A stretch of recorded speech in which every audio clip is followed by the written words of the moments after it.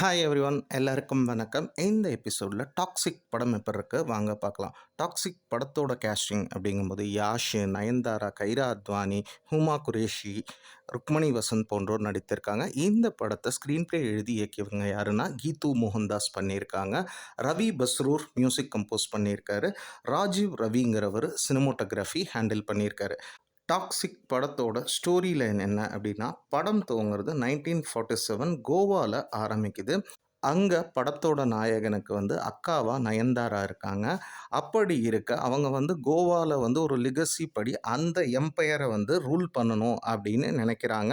அப்போது டேடி அப்படின்னு ஒரு பெரிய ஆள் இருக்காரு. அவரோட இணைஞ்சு இவங்க அந்த எம்பையரை ரூல் பண்ணணும்னு நினைக்கிறாங்க. அவரோட பொண்ணு தான் யாஷ் கல்யாணம் பண்ணிக்கிற ஒரு சுச்சுவேஷனில் இருக்குது.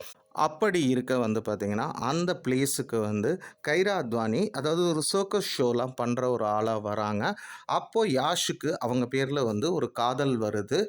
அதே சமயம் இவர் டேடியோட பொண்ணை மேரேஜ் பண்ணிக்கிற மாதிரி இருக்கிற சமயத்தில் இந்த காதல் வருதுங்கும்போது, இவரோட யாஷோட வாழ்க்கையில் அவர் நினச்சபடி அந்த எம்பையரை ரூல் பண்ணாரா? அதே சமயம் டேடி அவரோட பொண்ணை கொடுக்கணும்னு நினைக்கும்போது இது ட்ராக் மாறும்போது அவரால் யாஷுக்கு என்னென்ன பிரச்சனை வந்துச்சு? மேலும் பார்த்தீங்கன்னா, நயன்தாரா, அதாவது அவங்களோட யாஷோட அக்காவுக்குமே என்னென்னா, இவன் இந்த எம்பையரை ரூல் பண்ணணும் அப்படின்னு நினைக்கிறாங்க. அப்போது இந்த காதல் உள்ளே வரும்போது யாஷோட வாழ்க்கையில் என்னென்ன சம்பவங்கள் நடந்துச்சு? இதெல்லாம் தாண்டி யாஷ் அந்த எம்பையருக்கு ஒரு ரூலராக மாறினாரா? மேலும் இந்த மாதிரி ஒரு லவ்வால் அவர் வாழ்க்கையில் அரங்கேறிய சம்பவங்கள், இது எல்லாத்துக்கும் ஆன்சர் கொடுக்குற ஒரு படமாக அமையிறது தான் டாக்ஸிக். இப்போ படத்துடைய ப்ளஸஸ் அப்படின்னு பார்த்தீங்கன்னா, நிச்சயம் ஒரு ஸ்டைலிஷ் கேஸ்ட்டு தான் இந்த படத்தில். யாஷாக இருக்கலாம், நயன்தாராவாக இருக்கலாம், ஹிமா குரேஷியாக இருக்கலாம், கைரா அத்வானி, ருக்மணி வசந்த், எல்லாரையுமே ஸ்க்ரீனில் நல்லா ஸ்டைலிஷாகவும் காட்டியிருக்காங்க. அட் தி சேம் டைம் இந்த மாதிரி ஒரு ஆக்ஷன் ட்ராமாவுக்கு என்ன பெர்ஃபார்மன்ஸ் தேவையோ எல்லாருமே அவங்க வர்ற பார்ட்ஸில் நீட்டாக டெரைவ் பண்ணியிருக்காங்க. அந்த கேரக்டரை நீட்டாக டெரைவ் பண்ணியிருக்காங்க அப்படின்னு சொல்லலாம். அடுத்து பார்த்திங்கன்னா, இந்த படத்துக்கு தேவையான சினிமோட்டோகிராஃபி விஷுவலி நல்ல கிராண்டியராகவும் இருக்குது, விஷுவலி அப்பீலிங்காகவும் சூப்பராக இருக்குது. அதாவது இந்த மாதிரி ஒரு ஆக்ஷன் பேக்ட்ராப்பு 1947 1967 இந்த மாதிரி விஷயங்கள்லாம் காட்டுறது ஸ்க்ரீனில் நமக்கு விஷுவலி நல்ல ரிச்சாக கிராண்டாக காட்டியிருக்காங்க. ஸோ டெக்னிக்கலி கேமரா ஒர்க்கு சூப்பராகவே அமைஞ்சிருக்கு அப்படின்னு சொல்லலாம். அடுத்து பேக்ரவுண்ட் ஸ்கோரிங். இந்த படத்துக்கு தேவையான ஒரு ஆக்ஷன் ட்ராமாவுக்கு கண்டிப்பாக பேக்ரவுண்ட் ஸ்கோரிங்கிறது ரொம்ப இம்பார்ட்டண்ட்டு. சில இடங்களில் சில மியூசிக்ஸ் இந்த மார்க்கோவை ஞாபகப்படுத்தினாலும் பேக்ரவுண்ட் ஸ்கோரிங் நல்லாவே இந்த படத்துக்கு, இந்த ஆக்ஷன் ட்ராமாவுக்கு ஒர்க் ஆகிருக்கு. நெக்ஸ்ட்டு பார்த்தீங்கன்னா, டெக்னிக்கலி நல்ல சவுண்டடாக தான் எடுத்திருக்காங்க. அதாவது பெரிய பட்ஜெட் படம்னாலும் அதை விஷுவலி நமக்கு ஸ்க்ரீனில் பார்க்கும்போது நல்ல அந்த கிராண்ட்னஸ் படத்தில் தெரியுது. அதே மாதிரி ஒவ்வொரு கேரக்டர்ஸுமே, இது ஒரு ஸ்டைலிஷ்ஷு ஸ்வாகு ஆக்ஷன் ட்ராமாங்கும்போது ஒவ்வொரு கேரக்டர்ஸுமே நல்ல ஸ்டைலிஷாக ஸ்க்ரீனில் காட்டியிருக்காங்க. விஷுவலி அவங்களுமே ஸ்க்ரீனில் நமக்கு ரொம்ப அப்பீலிங்காக தெரிஞ்சிருக்காங்க. டெக்னிக்கலி நிச்சயம் இந்த படங்கிறது ஒரு சவுண்டட் மூவி அப்படின்னே சொல்லலாம். அடுத்து படம் ஆக்ஷன் ட்ராமாங்கும்போது ஆக்ஷன் சீக்வன்ஸுங்கிறது நிச்சயம் நல்லாவே ஒர்க் ஆகிருக்கு. ஸ்டண்ட் கொரியோகிராஃபி சூப்பராக ஒர்க் ஆகிருக்கு. இப்போது ஆக்ஷன் படம், ரத்தம் தெரிக்கிற ஆக்ஷன் காட்சிகள் படம் பார்க்குறவங்களுக்கு இந்த படங்கிறது நல்ல விஷுவலி டெக்னிக்கலியும் சூப்பராக இருக்குது. அவங்கள நிச்சயம் கவர் பண்ணுற ஒரு வாய்ப்புங்கிறது இருக்குது. அதே மாதிரி ராக்கி பாய், அதாவது யாஷ் ஃபேன்ஸுக்குமே இந்த படம் அவரை ரசிக்கிறவங்களுக்கு பிடிக்கிறதுக்கு வாய்ப்பு இருக்குது. இது எல்லாமே இந்த படத்துக்கு ப்ளஸ்ஸாக இருக்குது. சரி, இந்த படத்தில் டாக்ஸிக்கில் வேறு என்னெல்லாம் செஞ்சுருந்தா இந்த படம்ங்கிறது இன்னும் பெரிதாக அமைந்திருக்கும் அப்படின்னா, ஃபஸ்ட்டு இந்த படத்தோட ரன் டைம் கிட்டத்தட்ட 3 hours 14 minutesங்கிறது ஓடுது. ஃபஸ்ட் ஹாஃபே கொஞ்சம் லேக் இருந்தாலுமே செகண்ட் ஹாஃப் எல்லாம் பயங்கர ஒரு லேக் ஃபீலுங்கிறது நமக்கு கொடுக்கத்தான் செய்யுது. அடுத்தது இந்த படம்ங்கிறது ஒரு ஆக்ஷன் படம் அப்படிங்கும்போதே இந்த படத்தில் ஸ்ட்ராங்கான ஒரு வில்லன் கதாபாத்திரமே கிடையாது. மேலும் பார்த்திங்கன்னா, படத்தில் இத்தனை ஹீரோயின்ஸ் இருக்காங்க. நயன்தாரா இருக்காங்க, ஹிமா குரேஷியா, கைரா அத்வானி. அதே மாதிரி எந்த கேரக்டரையுமே இவங்க ப்ராப்பராக எழுதலை. ஏன்னா எல்லாருமே ஒரு பிக் ஸ்டார்ஸு.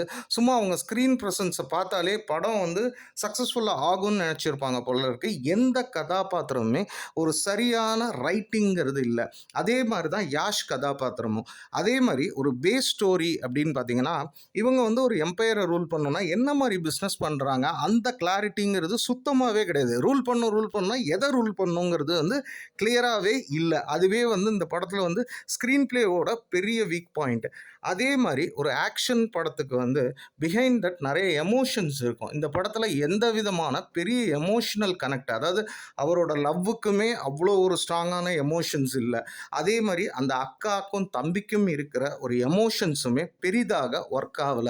இது எதுவுமே ஒர்க் ஆவாத போது, ரைட்டிங் வந்து கேரக்டர வந்து கரெக்ட்டா எழுதாத பட்சத்துல, நமக்கு வந்து படம் பார்க்கும்போது பல இடங்கள்ல தொய்வு தான் வருது.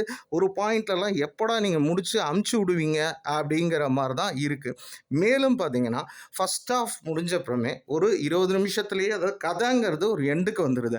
அதுக்கப்புறம் இவங்க கதைய எடுத்துட்டு போன விதம், சில கேரக்டர்ஸோட என்ட்ரி எல்லாமே வந்து படத்துக்கும் அதுக்கும் சுத்தமா நமக்கு ஒட்டாத மாதிரியே தான் ஃபீல் ஆவுது.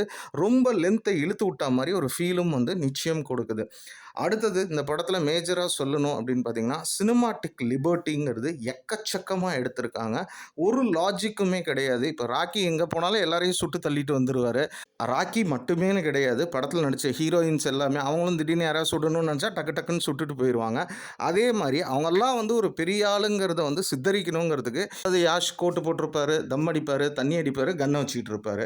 மேலும் அவரோட விட்டா பரவால்ல. அதே சமயம் ஹீரோயின்ஸ் எல்லாமே வந்து பார்த்தீங்கன்னா, அதாவது தொட தெரியிற மாரி ட்ரெஸ்ஸு, சிகரெட்ஸு, ட்ரிங்க்ஸு இத வந்து அவங்கலாம் வந்து பெரிய ஆளுங்கிறது காட்டுறதுக்காக இந்த மாரி ஒரு செலக்ஷன் வேற பண்ணியிருக்காங்க. அது இல்லாம பார்த்தீங்கன்னா, ரத்தம் தெறிக்கிற வயலன்ஸ் காட்சிகளும் எக்கச்சக்கமா இருக்கு. இது எல்லாமே கொஞ்சம் கவனம் செலுத்தியிருந்தாங்கன்னா, இந்த படம்ங்கிறது பெரிதாக அமைந்திருக்கும். ஓவராலா படம் எப்படி இருக்கு? டாக்ஸிக் எப்படி இருக்கு? அப்படின்னு பார்த்தீங்கன்னா, படம் 1947 கோவால வந்து ஸ்டார்ட் ஆகுது.